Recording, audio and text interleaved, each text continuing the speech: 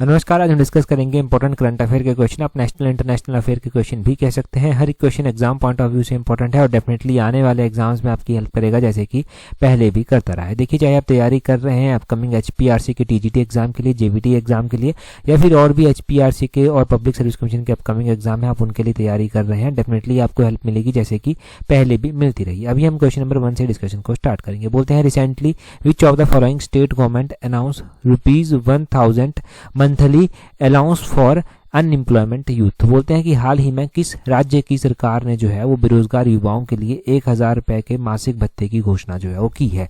अभी देखिए, एक राज्य की सरकार के द्वारा जो है ये घोषणा की गई है कि उस राज्य में जितने भी बेरोजगार युवा हैं उन सब युवाओं को जो है वो 1000 रुपए का जो है मासिक भत्ता जो है वो दिया जाएगा। और ये घोषणा की गई है ऑप्शन सी बिहार स्टेट के द्वारा। बिहार में अभी इलेक्शन भी आपको देखने को मिलेंगे। अगर आप बिहार स्टेट की बात करते हैं तो बिहार के द्वारा जो है ये घोषणा की गई है। बिहार के जो मुख्यमंत्री हैं वो है नीतीश कुमार, जिनके द्वारा जो है ये घोषणा जो है वो की गई है। घोषणा करने के पीछे का रीजन ये है कि उन्होंने जो बताया है कि अगर बेरोजगार युवा है उनको 1000 रुपए दिया जाएगा तो उससे जो है वो उनका रोजगार ढूंढने में जो है वो सहायता जो है वो हो पाएगी, इसलिए जो है वो उनको ये 1000 रुपया जो है वो दिया जाएगा।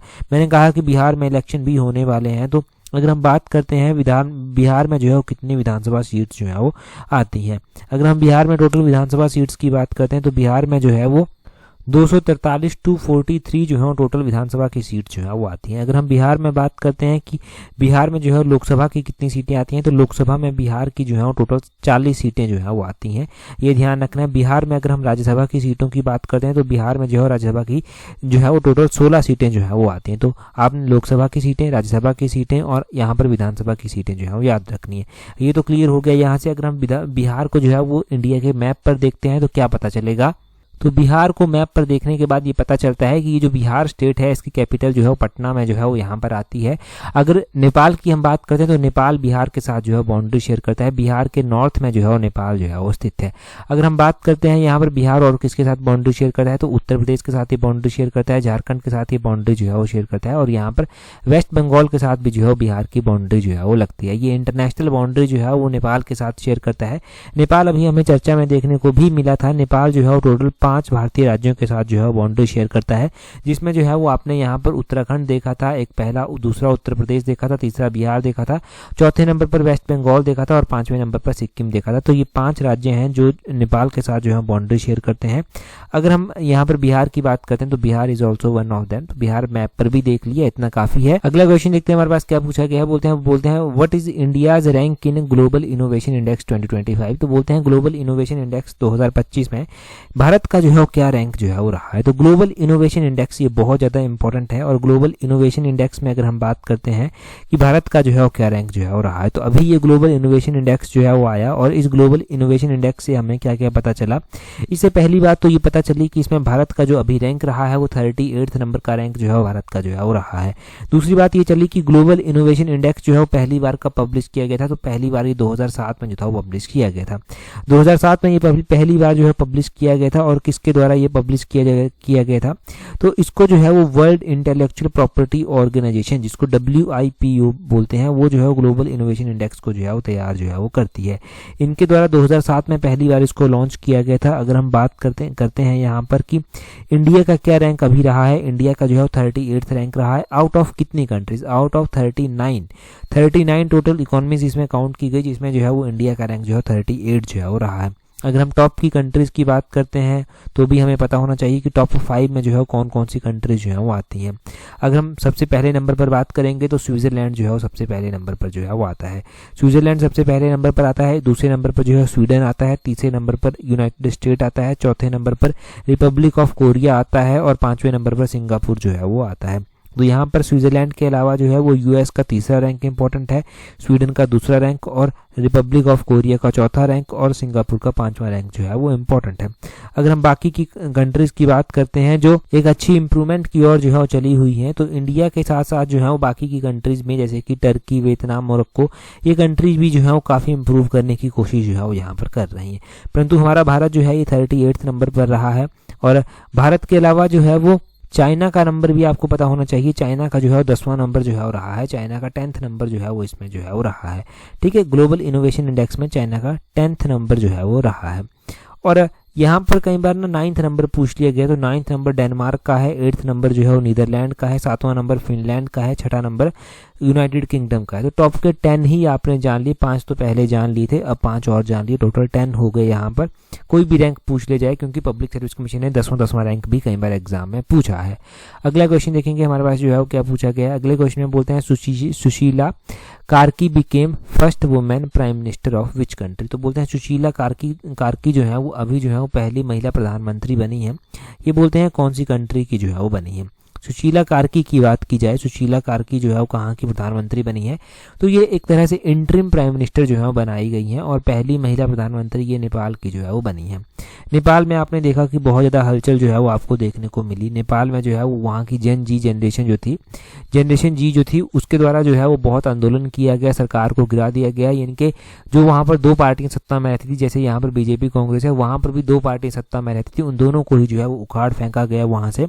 अब यहाँ पर जो है वो सुशीला कार्की जो है वो अभी इंटरिम जो है वो प्राइम मिनिस्टर बनाई गई हैं। अगर हम बात करते हैं कि नेपाल के जो प्रेसिडेंट हैं वो कौन है, वो रामचंद्र पौडेल जो है वो यहाँ के प्रेसिडेंट हैं। वाइस प्रेसिडेंट की बात करते हैं तो राम सहाया यादव जो है वो यहाँ के वाइस प्रेसिडेंट हैं। अगर हम बात करें कि यहाँ पर प्राइम मिनिस्टर इनसे पहले कौन थे जिनको यहाँ से भगाया गया, तो यहाँ के जो प्रेसिडेंट थे यहाँ के जो प्राइम मिनिस्टर थे जिनको यहाँ से भगाया गया वो KP शर्मा ओली थे।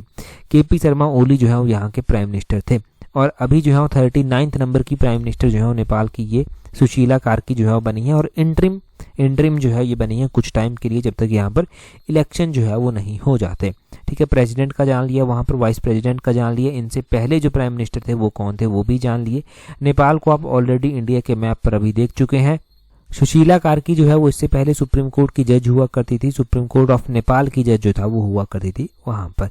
ये भी पता होना चाहिए आपको इनके बारे में, सुशीला कार्की के बारे में। अगर सुशीला कार्की की हम बात करते हैं तो इनकी जो पढ़ाई वगैरह है वो कहाँ से हुई है, तो इन्होंने जो है वो पॉलिटिकल साइंस में मास्टर्स कर रखी है, और बनारस हिंदू यूनिवर्सिटी से जो है वो इन्होंने जो है ये पढ़ाई जो था वो की थी। ये बहुत पहले की बात है, मतलब अगर आप ये सोचेंगे कि ये कुछ 1 साल पहले की बात है, नहीं, ये बहुत पहले की बात है, लगभग ये 1975 की बात है।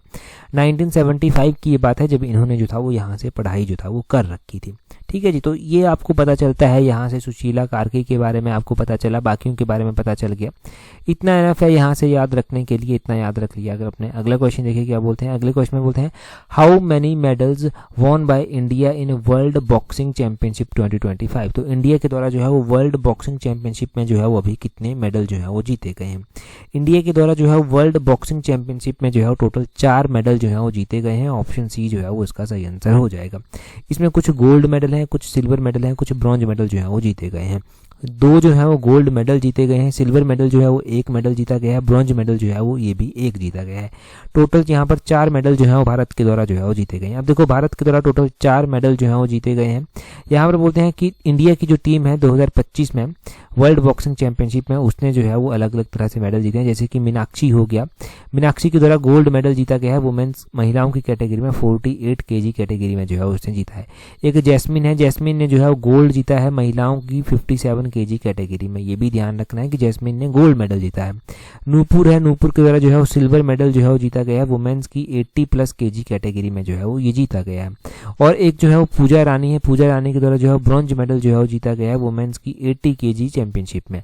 ठीक है, तो ये आपने 4 महिलाओं के नाम भी ध्यान रखने हैं। कई बार तो कॉमन सा क्वेश्चन ये भी बन जाता है कि जैसे मीनाक्षी कौन से खेल से संबंधित है, जैस्मिन कौन सी खेल से है, नूपुर कौन सी खेल से है, पूजा रानी कौन सी खेल से है, ये सब जो है वो बेसिक क्वेश्चन जो है वो बन जाते हैं। तो 4 मेडल तो जीते ही गए हैं, परंतु ये जो है वो किस किसके द्वारा जीते गए हैं ये भी आपको पता चल गया। अगर हम इंडिया के रैंक की यहाँ पर बात करते हैं कि इंडिया का यहाँ पर कौन सा रैंक रहा, तो इंडिया का यहाँ पर जो है 3रा रैंक जो है वो रहा है। 3rd रैंक पर इंडिया रहा है। यहाँ पर पहले रैंक पर जो है कौन सी कंट्री जो है रही है, पहली रैंक पर जो है कजाकिस्तान कंट्री जो है वो रही है।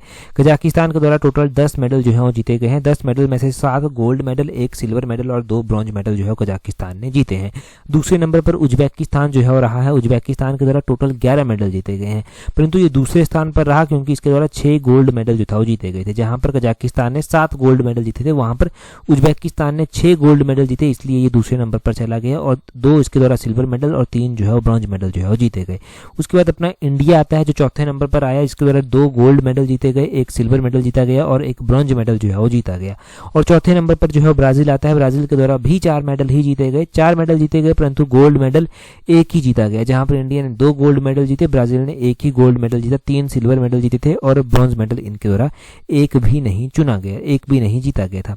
अगर हम बात करते हैं कि वर्ल्ड बॉक्सिंग चैंपियनशिप जो है वो कहां पर हुई, तो ये लिवरपूल इंग्लैंड में जो था वो हुई थी। ये पता होना चाहिए, लिवरपूल इंग्लैंड में जो था ये हुई थी चैंपियनशिप अभी की। ठीक है जी, तो ये सब हमने यहाँ से बड़े अच्छे से क्लियर कर लिया है। अगला क्वेश्चन देखिए, अगले क्वेश्चन में क्या बोलते हैं। अगला क्वेश्चन हम डिस्कस करेंगे, उससे पहले अगर आप तैयारी कर रहे हैं अपकमिंग HPRC के TGT एग्जाम के लिए, JVT एग्जाम के लिए, तो आप हमारी कॉम्प्रिहेंसिव टेस्ट सीरीज को जो है वो ज्वाइन कर सकते हैं। और देखिए ये सही टाइम है आपके पास इस टेस्ट सीरीज को ज्वाइन करने का, क्योंकि टेस्ट सीरीज को ज्वाइन करना एनफ नहीं है, उसको रिवाइज करना बहुत ज़्यादा इंपॉर्टेंट है। रिवाइज कर ही आप अपनी कमियों को एनालाइज कर पाएंगे और मेरिट में आपको एक प्रॉपर रैंक मिल सके ये आप इंश्योर कर पाएंगे। अब देखिए अगर आप इस रेस में हैं, अगर आप मेरिट वाली रेस में हैं और आपको लगता है कि थोड़ी थोड़ी कमियां रह सकती हैं, आप मेरिट में नहीं आ सकते, ठीक है, तो ये सही टाइम है कि आप टेस्ट सीरीज को ज्वाइन कर उन कमियों को इंप्रूव कर जो है वो आगे बढ़ पाएं। टेस्ट सीरीज का लिंक नीचे डिस्क्रिप्शन बॉक्स कमेंट बॉक्स में जो है वो दिया गया है, वहां से आप टेस्ट सीरीज को जो है वो ज्वाइन जो है वो कर सकते हैं। अगला क्वेश्चन हम देखेंगे, अगले क्वेश्चन में जो है वो क्या बोला गया है। अगले क्वेश्चन में जो है वो यहाँ पर बोला गया है, बोलते हैं recently who among the following becomes Bihar first women FIDE master. तो बोलते हैं कि फाइड मास्टर चैंपियनशिप किसके द्वारा जो है वो जीती गई है, और ये बिहार की पहली महिला फाइड मास्टर जो है वो बन गई है। बिहार की जो पहली महिला फाइड मास्टर जो है वो बनी है, वो कौन बनी है, वो बनी है मरियम फतिमा। मरियम फतिमा जो है ये बनी है। ये आपको पता है चेस से मिलता जुलता जो है ये होता है, चेस का ही ये जो है वो चैंपियनशिप मास्टर टाइटल जो है वो होता है। अगर हम बात करते हैं कि कौन सी भारतीय महिला के द्वारा जो है वो फाइड ग्रांट स्विज टूर्नामेंट जीता गया है, तो FIDE grand swiss tournament Vaishali Ramesh Babu के द्वारा जो है वो जीता गया है। वैशाली रामेश बाबू के द्वारा जो है ये फाइड ग्रांट स्विस टूर्नामेंट जो है वो अभी जीता गया है 2025 का। और आपने ये भी ध्यान रखना है कि अगस्त महीने में हमने पढ़ा था कि इंडिया का कौन सा स्टेट जो है वो फाइड चेस जो चैंपियनशिप होगी 2025 की जो है वो उसको होस्ट करेगा। तो इंडियन स्टेट जो फाइड चेस वर्ल्ड कप 2025 को होस्ट करेगा वो गोवा स्टेट जो है वो इसको जो है वो होस्ट करेगा। ठीक है, गोवा स्टेट इसको होस्ट करेगा। और ये भी बोलते हैं कि 2025 का जो है वो पुणे में जो है वो एक फाइड वुमेन्स ग्रांड प्रिक्स जो था वो हुआ था। तो ये Pune FIDE grand prix championship किसके द्वारा जो था वो जीती गई थी, ये कोनेरू हम्पी के द्वारा जो था वो जीती गई थी। कोनेरू हम्पी ने ये जीती थी। और यहाँ से जो है वो इतना काफ़ी है याद रखने के लिए। वैसे हमने अभी तक का जो सिनेरियो देखा है एग्जाम्स में, वो हमने ये सिनेरियो देखा है कि चेस और चेस से मिलते जुलते क्वेश्चन जो है वो एग्जाम में बहुत ही कम जो है वो पूछे जाते हैं। परंतु फिर भी अगर कोई ऐसा क्वेश्चन पूछा जाए जो बड़ा ही ज़्यादा करंट अफेयर में है, तो वो क्वेश्चन आपका कभी गलत नहीं होना चाहिए। ठीक है जी, अगला क्वेश्चन अभी हम चलते हैं अगले क्वेश्चन की और। मरियम फातिमा के बारे में हमने जान ही लिया कि क्या जीता गया है। अगले क्वेश्चन में बोलते हैं which of the following country will host 2027 SCO summit. तो ये समिट्स आती रहती हैं चर्चा में। अभी ये हम बात 2027 की SCO समिट की जो है वो कर रहे हैं। ठीक है, हम 2025 की नहीं कर रहे, हम 2026 की नहीं कर रहे, हम 2027 की SCO समिट की बात कर रहे हैं। तो इसको जो है पाकिस्तान होस्ट करने वाला है, तब ये ज़्यादा इंपॉर्टेंट हो जाती है। जब इंडिया का जो दुश्मन देश है वो इसको होस्ट करेगा तो इंडिया के लिए ऑब्वियसली ज़रूरी हो जाएगा ये 2027 की जो ये पाकिस्तान में होगी ये समिट। तो इसलिए इंपॉर्टेंट है कि इंडिया भाग भी लेगा वहाँ पर जाकर या नहीं भी लेगा जाकर, एक वो बात हो गई। अब बोलते हैं कि अभी 2025 की SCO समिट हो चुकी है, 2026 की कहाँ पर होगी। 2026 की जो SCO समिट होगी वो भिशेक में जो है वो होगी। भिशेक में ये होगी। भिशेक कहाँ पर पड़ता है, ये जो है वो किर्गिस्तान में जो है भिशेक जो है वो पड़ता है। अच्छा, अगर हम SCO के बारे में बात करते हैं, ये जो संघाई कॉर्पोरेशन है, अगर हम SCO के बारे में बात करते हैं तो इसकी स्थापना 2001 में जो था वो की गई थी। 2001 में SCO की स्थापना की गई थी। इसका हेडक्वार्टर कहाँ पर स्थित है, इसका हेडक्वार्टर जो है वो बीजिंग चाइना में जो है वो इसका हेडक्वार्टर जो है वो स्थित है। इसमें जो है वो हम बात करते हैं कि कितने फुल टाइम मेंबर हैं, तो इसमें 10 जो है वो फुल टाइम मेंबर जो है वो आते हैं। उसमें जो है वो चाइना आता है, रशिया आता है, पाकिस्तान आता है, पाकिस्तान के अलावा जो है वो अपना भारत जो है वो आता है, कजाकिस्तान आता है, किर्गिस्तान आता है, तजाकिस्तान आता है, उज्बेकिस्तान आता है, ईरान आता है और अभी जो है वो बेलारूस भी जो है वो लेटेस्ट इसका मेंबर जो है वो बना है। अभी तो फुल टाइम मेंबर हो गए जो पूर्ण रूप से जो है वो इसके मेंबर हैं। फुल टाइम मेंबर के अलावा जो है वो यहाँ पर जो है वो 2 ऑब्जर्वर स्टेट भी जो है वो आते हैं।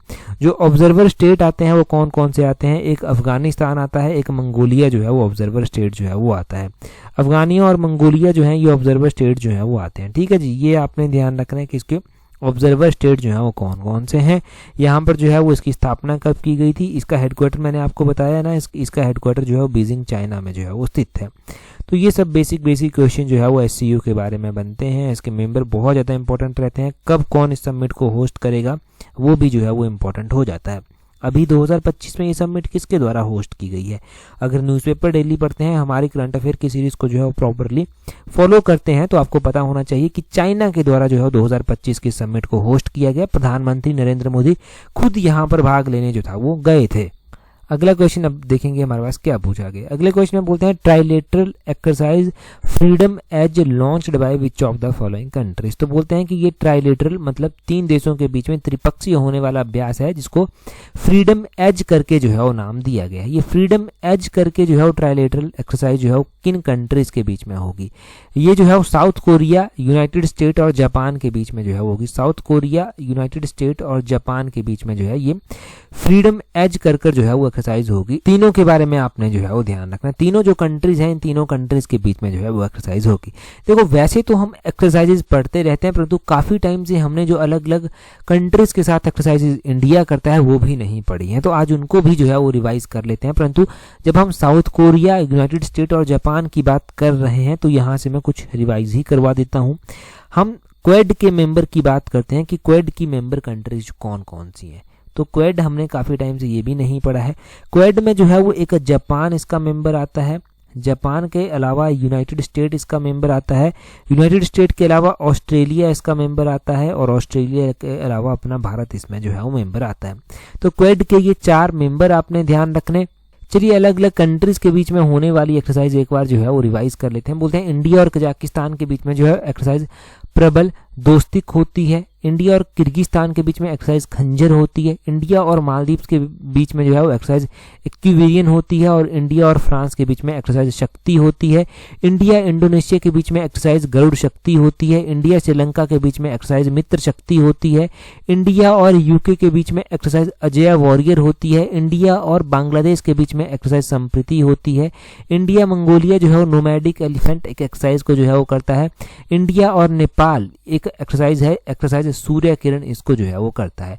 तो ये एक्सरसाइज भी इंपॉर्टेंट है क्योंकि अभी नेपाल की क्राइसिस आपने देख लिए हैं। नेपाल की क्राइसिस के बाद नेपाल का कोई भी क्वेश्चन बने उसको जो है फटाफट से नोट कर लेना है क्योंकि वो क्वेश्चन बहुत ज्यादा इंपॉर्टेंट हो जाता है करंट अफेयर्स में। चलिए जी, इतना सब हमने यहाँ से रिवाइज किया। अब आगे की ओर बढ़ते हैं, अगले क्वेश्चन की ओर जो है वो चलते हैं। अगले क्वेश्चन में बोलते हैं which of the following country approved the world's first vaccine to protect koalas from chlamydia in सितंबर 2025। तो बोलते हैं किस देश ने जो है वो सितंबर 2025 में क्लेमाइडिया से कोआला की रक्षा के लिए जो है वो दुनिया का पहला टीका जो है वो मंजूर किया है। देखिए क्लेमाइडिया से कोआला की रक्षा के लिए दुनिया का पहला टीका ऑस्ट्रेलिया के द्वारा जो है वो लॉन्च किया गया है। ऑस्ट्रेलिया के द्वारा जो है ये पहला टीका जो है वो इसको जो है वो मंजूरी जो है वो दी गई है। थोड़ा सा डिटेल से बताऊं आपको। यहाँ पर आप ये समझिए कि ये जो कोआला है ना, कोआला को बचाने के लिए ना, कोआला को क्लेमाइडिया बीमारी से बचाने के लिए ना ये जो है वो वैक्सीन मंजूर की गई है। ये क्लेमाइडिया बीमारी कैसी होती है, देखो क्लेमाइडिया बीमारी एक ऐसी बीमारी होती है यहाँ पर जो स्तनधारी होते हैं, मतलब जो प्रेग्नेंट होने वाले जो हैं वो जीव होते हैं, उनको वो बहुत कम टाइम तक जो है वो प्रेग्नेंट रह पाते हैं। प्री मैच्योर उनकी डिलीवरी हो जाती है और उनके बच्चे जो हैं वो विकसित नहीं हो पाते, वो अविकसित होते हैं और उनकी आबादी ना बहुत कम होती जा रही है और ये बहुत ही ज्यादा चिंता का जो है विषय है। इसलिए कोआला को बचाने के लिए जो है वो पहली बार जो है वो इस टीके की मंजूरी दी गई है और इस टीके की मंजूरी जो है वो ऑस्ट्रेलिया कंट्री के द्वारा जो है वो दी गई है। तभी आपने ये ऑस्ट्रेलिया कंट्री जो है वो ध्यान रखनी है। अगला क्वेश्चन देखेंगे हमारे पास क्या पूछा गया है। अगले क्वेश्चन में बोलते हैं कंसीडर द फॉलोइंग स्टेटमेंट। यहाँ पर कुछ एक कथन दिए गए हैं, इन कथनों के ऊपर आपको विचार करना है। सबसे पहले कथन में बोलते हैं यहाँ पर world ozone ozone day every year observed on 15 सितंबर, कि वर्ल्ड ओजोन डे जो है वो हर साल जो है वो 15 सितंबर को जो है वो मनाया जाता है। दूसरे में बोलते हैं theme of world ozone day 2025 from science to global action, कि from science to global action जो है वो इस दिन की जो है वो थीम थी। अगर हम बात करते हैं इम्पोर्टेंट डेज की, तो वर्ल्ड ओजोन डे बहुत ही इम्पोर्टेंट है और वर्ल्ड ओजोन डे हर साल मनाया जाता है 16 सितंबर को, ना कि 15 सितंबर को। ये 16 सितंबर को मनाया जाता है, तो पहली स्टेटमेंट जो है वो गलत हो जाएगी, पूर्णतः रूप से जो है वो पहली स्टेटमेंट गलत है। बोलते हैं theme of world ozone day 2025, 2025 का जो वर्ल्ड ओजोन डे है इसकी थीम है from science to global action. ये बात बिल्कुल सही है, 2025 का जो वर्ल्ड ओजोन डे है उसकी थीम है from science to global action. Question पूछने वाला ये भी क्वेश्चन पूछ सकता है कि from science to global action किस दिन की थीम है, तो ये वर्ल्ड ओजोन डे की थीम है। बोलते हैं चूज द करेक्ट ऑप्शन, यहाँ पर ओनली 2 इज करेक्ट, सिर्फ दूसरी स्टेटमेंट हमारे पास सही है, पहली स्टेटमेंट हमारे पास बिल्कुल भी सही नहीं दी गई है। अगर हम सितंबर महीने के इंपॉर्टेंट डे की बात करते हैं तो 2 सितंबर को जो है वो विश्व नारियल दिवस मनाया जाता है, वर्ल्ड कोकोनट डे जो है वो मनाया जाता है। 7 सितंबर को जो है वो अंतर्राष्ट्रीय पुलिस सहयोग दिवस जो है वो मनाया जाता है। 7 सितंबर के बाद 8 सितंबर को जो है वो मोस्ट इंपॉर्टेंट डे, जिसका क्विज भी मैंने टेलीग्राम पर डाला था, वो है विश्व साक्षरता दिवस, वर्ल्ड लिटरेसी डे जो है वो मनाया जाता है। 2011 की जनगणना के अनुसार इंडिया का लिटरेसी कितना था, इंडिया की साक्षरता कितनी है, वो आप कमेंट कर अभी बताएंगे। उसके बाद जो है वो 10 सितंबर को विश्व आत्महत्या रोकथाम दिवस जो है वो मनाया जाता है, वर्ल्ड सुसाइड प्रिवेंशन डे इसको बोलते हैं, ये मनाया जाता है। और इसके बाद जो है 14 सितंबर को मोस्ट इंपॉर्टेंट डे सितंबर महीने का हिंदी दिवस, हिंदी डे जो है वो मनाया जाता है। और उसके बाद जो है वो 15 सितंबर को इंजीनियर डे मनाया जाता है और 15 सितंबर को ही जो है वो अंतर्राष्ट्रीय लोकतंत्र डे भी जो है वो मनाया जाता है। अंतर्राष्ट्रीय लोकतंत्र डे का मतलब आप समझते हैं इंटरनेशनल डेमोक्रेसी डे जो है वो मनाया जाता है। तो ये इंपॉर्टेंट डे आपने सितंबर महीने के जो है वो अभी तक के ध्यान रखने हैं। 16 सितंबर तो हमने पढ़ा कि इस दिन जो है वो वर्ल्ड ओजोन डे मनाया जाता है, परंतु उससे पहले के भी डे हमने जो है वो यहाँ पर पढ़ लिए। अगला क्वेश्चन देखेंगे, यहाँ पर वही लिखा गया है जो मैंने आपको बताया। अगला क्वेश्चन देखिए क्या बोलते हैं who has been appointed as the secretary of vice president of India CP Radhakrishnan. तो राधाकृष्णन, सीपी राधाकृष्णन इनका पूरा नाम है। ये जो है वो अभी जो है वाइस प्रेसिडेंट ऑफ इंडिया जो है वो बने हैं और इनके बारे में भी हम क्वेश्चन जो है वो पढ़ चुके हैं। इनके बारे में हम क्या क्या क्वेश्चन जो है वो पढ़ चुके हैं। एक तो हम क्वेश्चन ये पढ़ चुके हैं कि ये कौन से नंबर के वाइस प्रेसिडेंट ऑफ इंडिया जो है वो बने हैं। दूसरा जो है वो अभी एक और क्वेश्चन इनके बारे में हम पढ़ रहे हैं कि सीपी राधाकृष्णन जो है इनके जो है वो सचिव किसको बनाया गया है, इनके जो है वो सेक्रेटरी जो है वो किसको बनाया गया है। तो अमित खरे को जो है वो बनाया गया है। अमित खरे जो है वो वाइस प्रेसिडेंट ऑफ इंडिया के जो है वो सेक्रेटरी जो है वो बनाए गए हैं। ये बात आपको समझ आई। अब यहाँ पर जो है वो वाइस प्रेसिडेंट ऑफ इंडिया की बात कर रहे हैं अगर, तो वाइस प्रेसिडेंट ऑफ इंडिया के बारे में आपने क्वेश्चन ध्यान रखना है कि ये जो सीपी राधाकृष्णन बनाए गए हैं ये कौन से नंबर के जो है वाइस प्रेसिडेंट ऑफ इंडिया जो है वो बनाए गए हैं। तो सीपी राधाकृष्णन जो है वो 15वें नंबर के जो है वाइस प्रेसिडेंट ऑफ इंडिया जो है वो बनाए गए हैं। इससे पहले जगदीप धनखड़ थे। जगदीप धनखड़ के द्वारा रिजाइन दे दिया गया सडनली, रीजन उनके द्वारा हेल्थ का रीजन बताया गया था और उनके रिजाइन देने के बाद जो है वो दोनों पार्टियां यानी कि कांग्रेस और बीजेपी के द्वारा, एनडीए और इंडिया गठबंधन के द्वारा जो है वो अपने जो है प्रत्याशी खड़े किए गए और सीपी राधाकृष्णन जो है वो एनडीए यानी कि बीजेपी के जो है वो कैंडिडेट थे, बीजेपी के जो अलायंस है उनके कैंडिडेट थे और ये जो है वो वहाँ पर जीत भी गए। और इनके जो सचिव बनाए गए वो अमित खरे बनाए गए। ये 15वें नंबर के जो है वो राष्ट्रपति उपराष्ट्रपति जो है वो खुद जो है वो 15वें नंबर के उपराष्ट्रपति जो है वो बने हैं। इतना आपको याद रह जाएगा, यहाँ से इतना याद रख लिया तो समझिए कि पूरा क्वेश्चन क्लियर हो गया। अगला क्वेश्चन देखिए, अगला क्वेश्चन क्या बोलते हैं recently who among the following overtakes Elon Musk to become world's richest person. तो बोलते हैं कि हाल ही में कौन दुनिया का सबसे अमीर व्यक्ति बना है एलन मस्क को पीछे जिसने छोड़ दिया है। देखिए एलन मस्क को ओवरटेक करते हुए अभी दुनिया का सबसे जो है वो अमीर व्यक्ति कौन बना है, वो उनका नाम आप कमेंट करके जो है वो बताएंगे। ये क्वेश्चन हमने इससे पिछली वीडियो में जो था वो पढ़ा था और डिटेल से मैंने आपको बताया था कि अभी दुनिया का सबसे अमीर व्यक्ति जो है वो कौन बना है जिसने एलन मस्क को ओवरटेक कर लिया है और वो सबसे अमीर व्यक्ति बन गया है। जल्दी से कमेंट कर बता दीजिए। अगर टेलीग्राम पर आपने हमें ज्वाइन नहीं किया है तो टेलीग्राम पर ज्वाइन करने के लिए अपने टेलीग्राम से @allexam31 सर्च करना, आपको हमारा टेलीग्राम चैनल जो है वो मिल जाएगा। आज की इस वीडियो में इतना ही है। That's all for today. Thank you very much for watching and listening with very patience.